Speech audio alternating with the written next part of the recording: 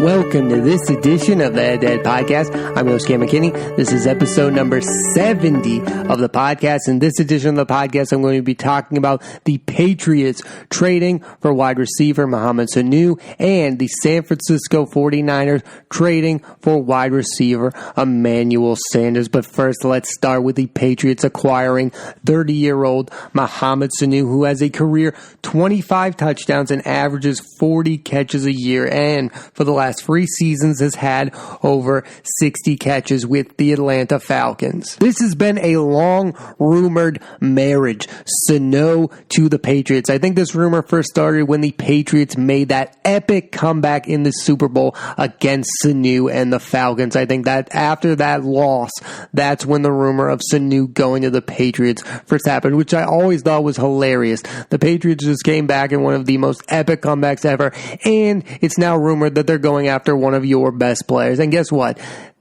Mohamed Sanu is now a New England Patriot, and that rumor has come to fruition. And guess what? He is now teammates with Tom Brady, and the Patriots could not need this move more. Again, the Patriots this year have been a revolving door at wide receiver. At one point having Demaryius Thomas, at one point having Josh Gordon, at one point having Antonio Brown. If the Patriots were in 2014, they'd have 3 of the top 10 wide receivers in football on their roster, but they're not. They're in 2019, and they are in desperate need of Mohamed Sanu to come to this football team and be a calming presence, because right now all they have is Julian Edelman, Philip Dorsett, Jacoby Myers has contributed. They're going to get N'Keal Harry back, but they need a veteran guy like Sanu to catch a lot of footballs and to be a consistent target that Tom Brady is going to trust moving forward. And I think he's going to be exactly just that. You may say, if Mohamed Sanu is so good,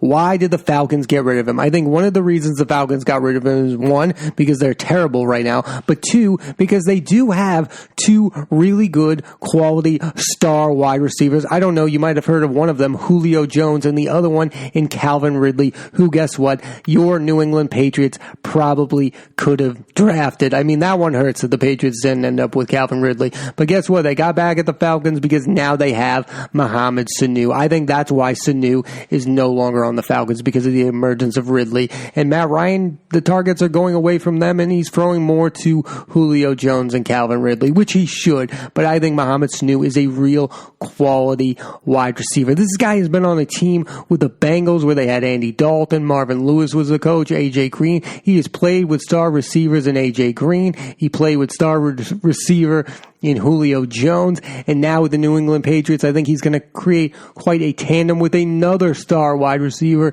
in Julian Edelman. This guy has been in playoff games. He's been to the Super Bowl. I think that's why it's a really good pickup for the New England Patriots to acquire Mohamed Sanu. I think it's a quality pickup, and I think I like the comparison of Deion Branch. Deion Branch was not a star receiver, but he was there when you needed him. He won a Super Bowl MVP, and I think Mohamed Sanu is that kind of receiver, a Deion Branch type. He's not a star, but he's going to be a consistent presence on your offense. He's going to show up in game day and contribute to the winning. Another thing I really liked about this move is that the Patriots were not in need of a star wide receiver. I don't think they needed an A.J. Green type. It would have been nice. It would have been a luxury. I think they needed a Mohamed Sanu type. They needed a receiver. It didn't need to be a superstar receiver, because the fact of the matter is the Patriots defense is what is carrying them right now. The fact that they have Stephon Gilmore,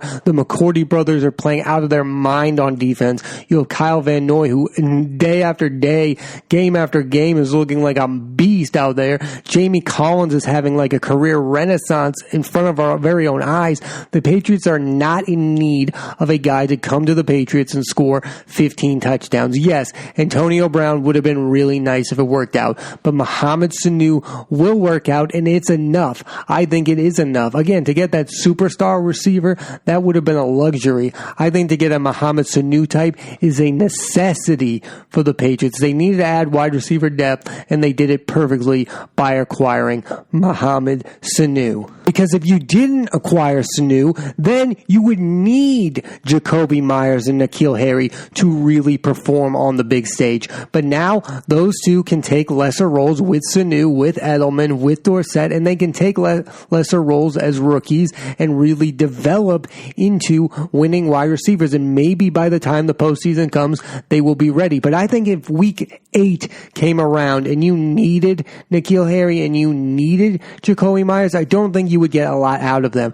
But Mohamed Sanu pushes them back. Now they can take lesser roles and develop within the offense. I think that's why you needed Mohamed Sanu, because you needed another guy that Tom Brady could trust during crunch time. He will definitely trust Julian Edelman. He will definitely trust Philip Dorsett, and in time, he will trust Mohamed Sanu. But the big question with this Patriots team, and whether or not they are Super Bowl contending, which of course they are, but at one point, will they need Jakobi Meyers and N'Keal Harry to perform in crunch time? I think the answer to that question is yes, but I think the Mohamed Sanu acquisition means they will probably need less of them to perform. Like, I don't think they're going to need huge games from those two guys, but there are going to be moments when Tom Brady is going to throw the ball to Jakobi Meyers and N'Keal Harry in crunch time, and they're going to need them to come up big with a big catch. And I think Mohamed Sanu's presence will help that out quite a lot.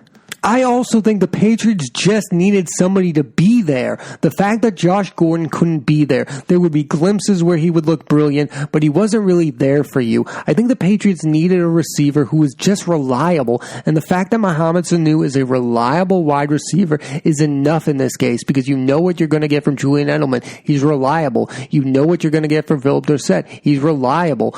And Mohamed Sanu's career-wise is reliable. That's what the Patriots need right now, is reliability, because those other 3 guys I talked about, Demaryius Thomas traded, so that doesn't matter, but Antonio Brown turned out to be the most unreliable player in the history of football. And guess what? Josh Gordon was unreliable. Yes, it was factors outside of football why he was unreliable. Now, this was an injury, but you needed somebody to be reliable, and I think Mohamed Sanu is going to be a reliable factor within the Patriots, a calming presence. It's what they needed. This move needed to be made. The Patriots needed Mohamed Sanu type, and that's what they got. They got Mohamed Sanu. This was long rumored, but this was the time they desperately needed him most. Yes, I think if they had gotten him back in 2016 or 2017, it would have been nice, but it is now a necessity to have Mohamed Sanu on your football team, because you need reliable players on offense, because right now there's a lot more reliable players on defense than there is on offense when it comes to the New England Patriots. Each week you know what you're getting from the defense, and you do not know week to week right now what you are getting from the offense. There are weeks where Sony Michel looks really good. There are weeks where he doesn't. You need more reliability when it comes to the offense, and Mohamed Sanu as a wide receiver is going to bring that. The question is, how much is he going to bring? Another factor with the Patriots is each week you do not know what you're going to get out from the tight end position. So you need your wide receivers to bring it week after week after week, because even though you now have Ben Watson, you don't know what you're really going to get from an aging tight end in that position, and you need pass catchers, and that's what you're going to get from Mohamed Sanu, and you can't rely on Ben Watson moving forward. There's a reason you cut him. I mean, there was a reason Ben Watson was cut from this football team. There's not a lot left in the tank there. He looked really good with Drew Brees a few years ago, but I would not suspect you're going to get a lot from Ben Watson and the tight ends. So that's why you need to get as much out of this group of wide receivers as possible. If your offense is going to be one of the reasons you're a really good football team, do I think the Patriots can win a Super Bowl just based on this defense? Yes, but it would be nice if they also had a really good offense. It would be more assuring if they had a really good offense, because we saw that Denver Broncos team win a Super Bowl. But this Patriots defense team has not played the elite teams. They have not played the Chiefs. They have not played the Rams. They have not played football's best. They have not played the Saints. They have beaten who they have on the schedule, but you have to have a little bit of question mark of, is this Patriots defense really as good as we all think they are? And that's why at some point this season, you're going to have to rely on your offense. And that point might be in the coming weeks as the schedule gets tougher and tougher moving forward. And that's why the addition of Mohamed Sanu, I think, is the perfect acquisition for the New England Patriots. Another wide receiver was traded this week as Emmanuel Sanders was finally traded from the Broncos. We all thought that the Patriots would be the destination, but no, he lands with the San Francisco 49ers, the only other undefeated team in the NFL. And what a pickup this is, because the 49ers, like the Patriots, have mainly been doing it on defense. I mean, look how good Joey Bosa has been. That moment where he waved the flag against Baker Mayfield is probably my favorite moment of the NFL season thus far. And on offense, there have been moments where Jimmy Garoppolo looks as good as he did last season or the year before that when he first joined the Niners, but he's kind of a little above average quarterback, and I think he needs weapons. George Kittle is their best player. The tight end is a star, but the rest of the offensive weapons in San Francisco are average at best. So if the San Francisco 49ers are for real, they needed to add a star quality wide receiver, and I think they did just that in the form of Emmanuel Sanders. Sanders, a career 39 touchdowns. He averages 58 catches a year. He's a two-time Pro Bowler. He has had 70 or more receptions in 5 of the last 7 seasons. And again, the Patriots were desperately after this guy too. I think it's interesting that both of the players that the Patriots desperately wanted, Mohamed Sanu and Emmanuel Sanders, were both traded in the same week. And again, the Patriots got Mohamed Sanu, but the 49ers, I think, got the better player. I think Emmanuel Sanders is a monster wide receiver. I think he's a really good wide receiver, top 25 in the league. I would put him at that rate. I think he's underrated because the last few years he's been playing on a Broncos team where the quarterback play has been, how I say, god-awful. I think they've had Trevor Siemian. Joe Flacco on Thursday night looked as bad as any quarterback has ever looked during that Thursday night football game a few weeks ago. He looked real bad.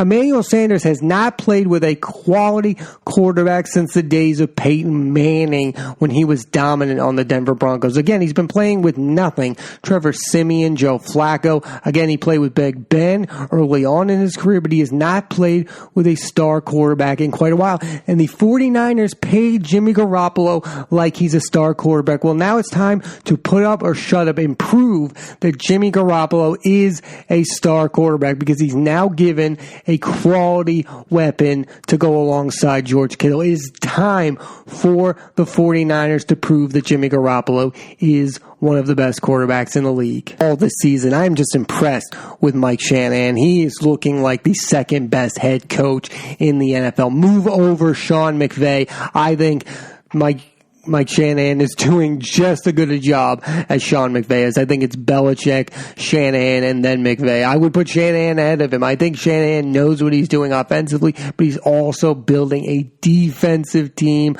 around his star quarterback. I think the Niners are doing it the right way, and there's a reason the Patriots and Niners are the only undefeated teams in football right now, because they play solid defense. I think defense is the way to go when all of the other teams are doing it on offense. Yes, the Packers look like a really good team in the NFC, but I would pick the Niners over the Packers. Even though the Packers have the star quarterback in Aaron Rodgers, I think the Niners have the defense that can stop him. And now they have the weapon in Emmanuel Sanders. They have a better wide receiver than the Packers do. The Packers don't. The Packers could have used, guess who? Emmanuel Sanders. Just to acquire Emmanuel Sanders so that other teams can't, I think is another brilliant move by the San Francisco 49ers. It was a move out of nowhere. Nobody saw it coming. It is a move I really, really like. At one point, the Steelers had 3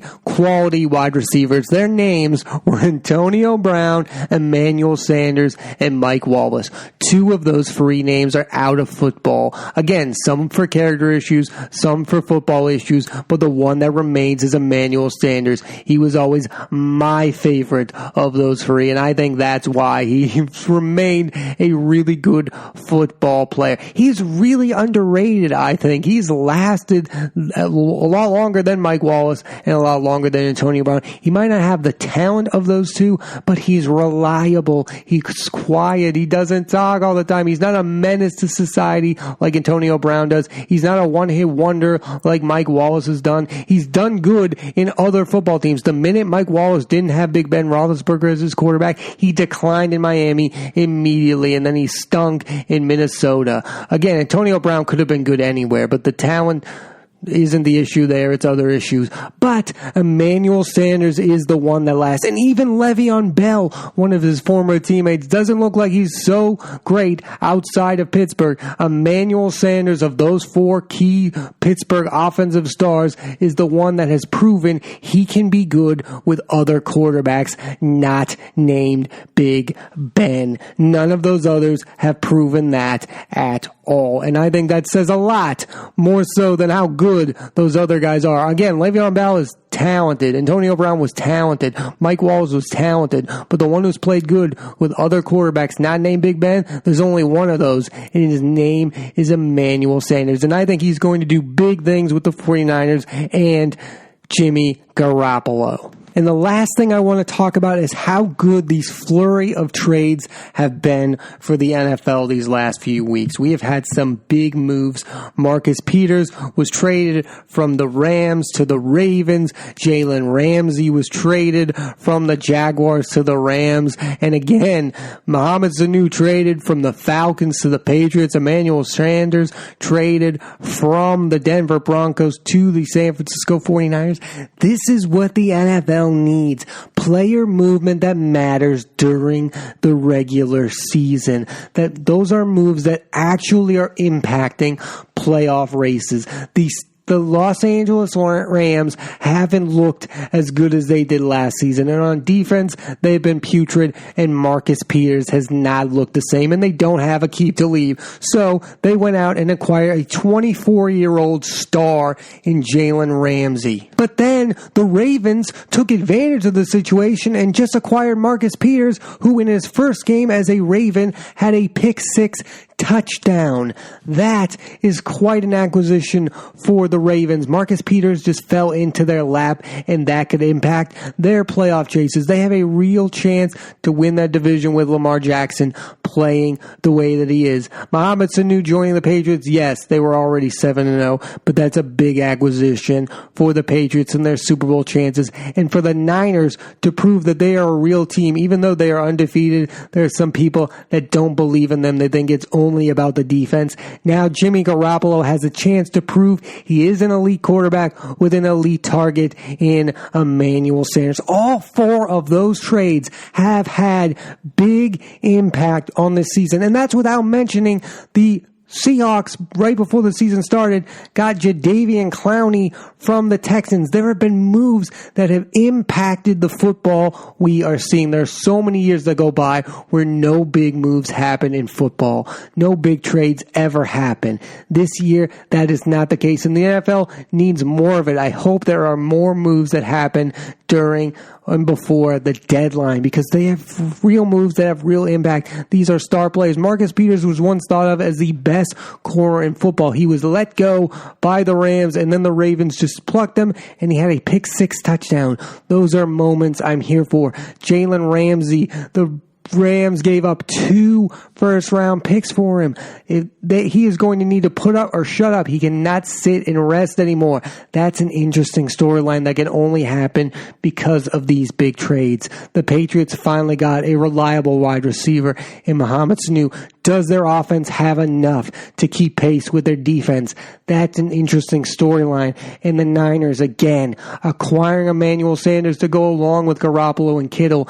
These are teams trying to prove how good they are. You get great trades. Leagues need big trades, and the NFL are finally getting some big trades to go along with how good the football has been this season. It always seemed like baseball and basketball understood how crucial player movement is to their sports. And football has never quite come to that realization. Maybe they're finally starting to get it through their heads that player movement is good for the league. Yes, free agency in the NFL is a big thing. It's like 48 hours of everyone changing teams. But then through the first 8 weeks of the season, you get basically no player movement. This year, that's not the case. And those 4 trades happened, and that Jadeveon Clowney trade happened, and I hope more trades happen because it's good for the league and it's good for football in general, and it draws interest of how these teams and how those trades are going to work out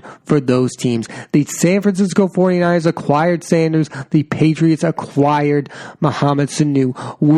I think the last thing I want to say is there is a realistic chance that there is a Niners-Patriots Super Bowl, and it will be all about Garoppolo and Brady, and I would be excited for that Super Bowl, and I don't know anybody who wouldn't be. I'm not saying that it's going to happen, but I'm saying there's a realistic chance that it could. Thanks for listening to this edition of the Ed Podcast. I'm Cam McKinney. There'll be a new episode of the podcast every Monday on Apple Podcasts and iTunes. Check it out, and please rate, review, and subscribe.